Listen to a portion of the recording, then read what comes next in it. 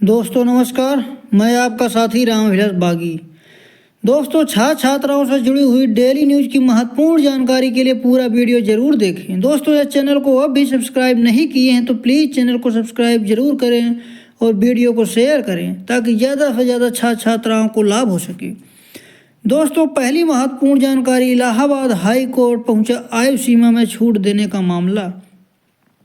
दोस्तों UP police भर्ती में आयु सीमा की छूट मामला अब हाई कोर्ट पहुंच गया है। सर्वेश पांडे और अन्य 28 प्रतियोगियों ने आयु सीमा में छूट के लिए अर्जी दाखिल की है। याचिका पर शीतावकाश के बाद सुनवाई होगी। याचिका में कहा गया है कि यूपी पुलिस में वर्ष 2018 के 5 साल बाद भर्ती आई है, जबकि उत्तर प्रदेश सरकार ने सुप्रीम कोर्ट में वर्ष 2017 में मनीष कुमार के मामले में एफिडेविट दिया था कि 2017 से 20 तक प्रत्येक वर्ष 30,000 भर्तियाँ अगस्त माह में निकालेंगे और उसे समयबद्ध तरीके से पूरी करेंगे। लेकिन 2018 में 41,520 और 49,568 की 2 भर्तियों के बाद अब तक कोई भर्ती नहीं आई थी।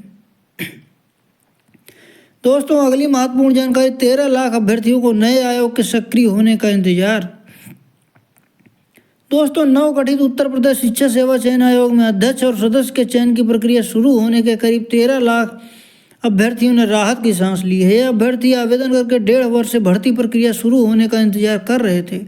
इसी आयोग के चक्कर में उनकी भर्ती प्रक्रिया रुकी हुई थी। उम्मीद है कि अगले 2 महीने में आयोग का गठन होने के बाद भर्ती प्रक्रिया शुरू हो सकेगी।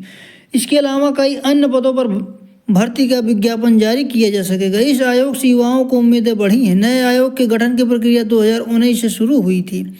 करीब वर्ष भर के इसके गठन को लेकर सरकार गंभीर हुई। इसकी नियमावली बनने लगी तो माध्यमिक शिक्षा सेवा चयन बोर्ड और उच्चतर शिक्षा सेवा चयन से भर्ती प्रक्रिया रोक दी गई। इससे पहले जून 2022 में माध्यमिक शिक्षा सेवा चयन बोर्ड से अशासकीय सहायता प्राप्त माध्यमिक विद्यालयों में शिक्षकों के 4,163 पदों पर भर्ती का विज्ञापन जारी कर दिया गया था।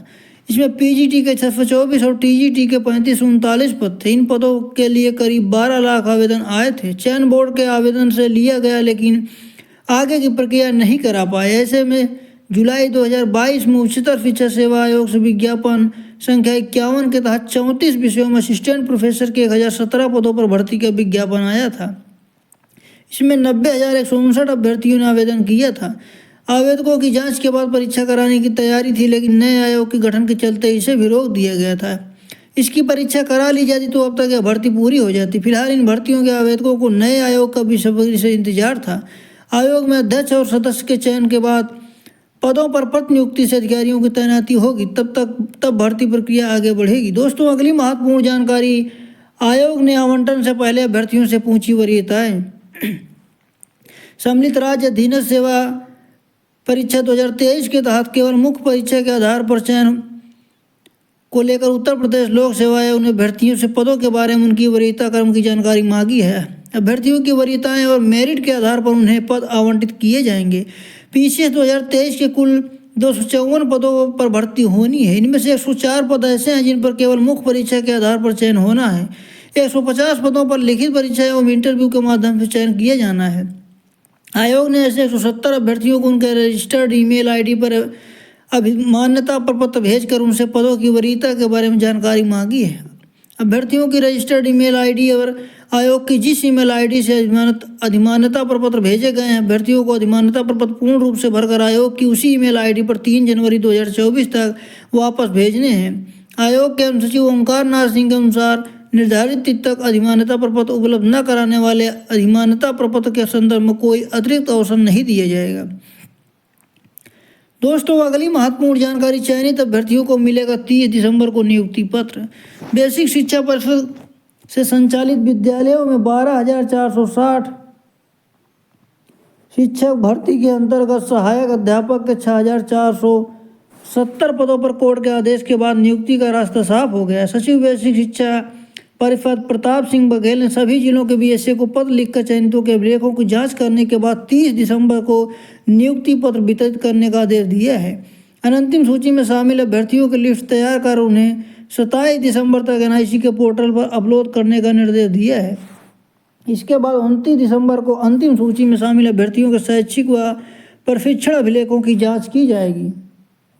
काउंसलिंग के दौरान अभ्यर्थियों को अपने साथ पंजीकरण आवेदन पत्र की प्रत, शुल्क जमा करने का साक्ष्य, शैक्षिक प्रशिक्षण अभिलेखों की 2 सेट, स्वप्रमाणित छायापत्र, 4 पासपोर्ट साइज फोटो के साथ प्रतिभाग करना होगा। इसमें उनको शामिल नहीं किया जाएगा जिनको पूर्व में नियुक्ति पत्र दिया जा चुका है। दोस्तों, अगली महत्वपूर्ण जानकारी, यूपीएससी की तर्ज पर बीब में शिक्षक भर्ती। केंद्रीय विश्वविद्यालयों में professor, associate professor, assistant professor के लिए आवेदन की प्रक्रिया अब आसान हो गई। उत्तर प्रदेश लोक सेवा आयोग के वन टाइम रजिस्ट्रेशन की तर्ज पर अब देश के सभी केंद्रीय विश्वविद्यालयों में भी शिक्षक भर्ती के लिए आवेदन होंगे। इसके लिए केंद्रीय विश्वविद्यालय चयन पोर्टल बनाया गया। इस पोर्टल से इलाहाबाद विश्वविद्यालय, बीएचयू, एएमयू सहित देश के 40 विश्वविद्यालय जुड़े हैं। पोर्टल पर न केवल विश्वविद्यालय में होने वाली शिक्षक भर्ती का विवरण मिलेगा, बल्कि एक क्लिक पर आसानी से आवेदन भी किया जा सकेगा। आवेदन करने वाले अभ्यर्थी को पहले सीयू चयन पोर्टल पर एक प्रोफाइल बनानी होगी, जिसमें अभ्यर्थी की सभी एकेडमिक जानकारी देनी होगी। इस प्रोफाइल के जरिए आवेदन किया जाएगा। स्पष्ट है कि अभ्यर्थियों को बार बार अपने शैक्षिक रिकॉर्ड का विवरण दर्ज नहीं कराना होगा। इस प्रोफाइल के जरिए अभ्यर्थी ईबीब सहित अन्य विश्वविद्यालय के आवेदन कर सकेंगे। 342 पदों पर भर्ती के लिए आवेदन शुरू। ईबीब में शिक्षकों के रिक्त 342 पदों के लिए आवेदन लिए जा रहे हैं। उनमें 42 विषयों में असिस्टेंट प्रोफेसर के 147, 39 विषयों में एसोसिएट प्रोफेसर के 130 और 33 विषयों में प्रोफेसर के 65 पद शामिल हैं। इस भर्ती में SC, ST, OBC के 82 बैकलॉग पदों को भी शामिल किया गया है। ऑनलाइन पंजीकरण और शुल्क जमा करने की आखिरी तिथि 2 जनवरी तय की गई है। दोस्तों, अगली महत्वपूर्ण जानकारी बिहार शिक्षक भर्ती से जुड़ी हुई। 3500 शिक्षक अभ्यर्थियों के विषयवार काउंसलिंग आज से। दोस्तों, द्वितीय चरण की शिक्षक नियुक्ति के लिए पटना जिला शिक्षा कार्यालय ने तिथि जारी कर दी है। 3500 शिक्षक अभ्यर्थियों की काउंसलिंग का विषयवार शेड्यूल भी जारी कर दिया है। काउंसलिंग पूरी कर पटना हाई स्कूल में संपन्न होगी। हर दिन सुबह 10 से 5 बजे तक अभ्यर्थियों को विषयवार काउंसलिंग के लिए बुलाया गया है। पहले दिन गणित और विज्ञान के सभी अभ्यर्थियों को सारे कागजात के साथ उपस्थित होना है। SC, ST, OBC अभ्यर्थियों को काउंसलिंग बाबू जगजीवन राम संस्थान में कल से। शिक्षक नियुक्ति के द्वितीय चरण के तहत SC, ST कोड के अभ्यर्थियों को काउंसलिंग 27 दिसंबर से होगी। अनुसूचित जाति जनजाति कल्याण विभाग में शेड्यूल जारी कर दिया गया है। काउंसलिंग बाबू जगजीवन राम संसदीय अध्ययन एवं राजनीतिक शोध संस्थान पटना में होगी। हर दिन सुबह 10 से 5 बजे, शाम 30 दिसंबर तक काउंसलिंग चलेगी। हालांकि विभाग की ओर से अंतिम तिथि अभी तक तय नहीं की गई है।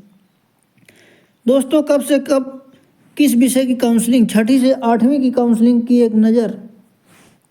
दोस्तों, 26 दिसंबर को गणित विज्ञान, 27 दिसंबर को हिंदी और संस्कृत की, 28 दिसंबर को अंग्रेजी और उर्दू की, 29 दिसंबर को सामाजिक विज्ञान महिला अभ्यर्थियों, 30 दिसंबर को सामाजिक विज्ञान, 31 दिसंबर को सभी महिला अभ्यर्थी। 9वीं और 10वीं के लिए काउंसलिंग की तिथि। दोस्तों, 27 दिसंबर को हिंदी और ललित कला, 28 दिसंबर को संस्कृत और संगीत, 29 दिसंबर को उर्दू और अंग्रेजी, 30 दिसंबर को विज्ञान, मैथिली, पर्शियन और नृत्य, 31 दिसंबर को सामाजिक विज्ञान, गणित और शारीरिक शिक्षा। दोस्तों, अगली महत्वपूर्ण जानकारी बिहार शिक्षक भर्ती से ही जुड़ी हुई है। उच्च माध्यमिक के 19 और विषयों का परिणाम जारी। बिहार लोक सेवा आयोग ने सोमवार को देर रात शिक्षक नियुक्ति परीक्षा के दूसरे चरण के उच्च माध्यमिक के 19 विषयों की परीक्षा के एक सामाजिक विज्ञान नतीजे जारी कर दिए। आयोग ने सोमवार को कुल 29,094 सफल अभ्यर्थियों का परिणाम जारी किया है। आयोग ने बंगला, मैथिली, पाली, प्राकृत, भौतिकी, गणित, मगही, भोजपुरी, रसायन, म्यूजिक, अर्थशास्त्र, बॉटनी, इतिहास, उद्यमिता, दर्शन शास्त्र, मनोविज्ञान, समाजशास्त्र, जंतु विज्ञान और संस्कृत का परिणाम घोषित किया है। अभ्यर्थी आयोग की वेबसाइट पर रिजल्ट देख सकते हैं। मध्य में सामाजिक विज्ञान में 8,196 अभ्यर्थी का रिजल्ट जारी किया गया है। अब तक 68,558 सफल अभ्यर्थी का परिणाम जारी किया गया है। आयोग के सचिव रवि भूषण ने बताया कि भी लगातार परिणाम जारी किया जाएगा। सभी को जिला आवंटित भी किया जा रहा है। 30 दिसंबर तक सभी विषयों का रिजल्ट जारी कर दिया जाएगा। किस विषय में कितने सफल?